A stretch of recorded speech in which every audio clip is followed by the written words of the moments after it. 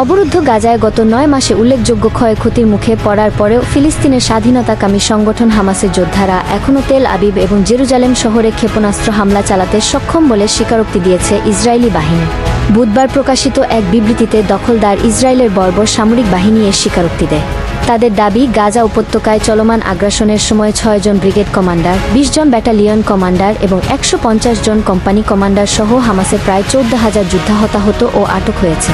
তা সত্ত্বেও হামাস এখনও তেল আবিব ও জেরুজালেম শহরে দূরপাল্লার ক্ষেপণাস্ত্র ব্যবহার করে হামলা চালাতে সক্ষম। গত 9 মাসে তারা হামাসের 37,000 অবস্থান লক্ষ্য করে বিমান হামলা চালিয়েছে। উল্লেখ করে ইসরায়েলি বাহিনী আরও জানিয়েছে, হামাসের অর্ধেকেরও বেশি যোদ্ধা এখনও বেঁচে আছে। এছাড়া হামাসের অপর 3টি ব্রিগেডের বিরুদ্ধে এখনও ইসরায়েল যুদ্ধই শুরু করেনি বলে বিবৃতিতে উল্লেখ করা হয়েছে। অন্যদিকে ইসরায়েলি বাহিনীর বক্তব্য অনুযায়ী হামাসের সঙ্গে যুদ্ধে তাদের 682 জন সেনা নিহত এবং 9,000-এর বেশি আহত হয়েছে। আহতদের প্রায় 36 ভাগই মানসিক সমস্যায় ভুগছে।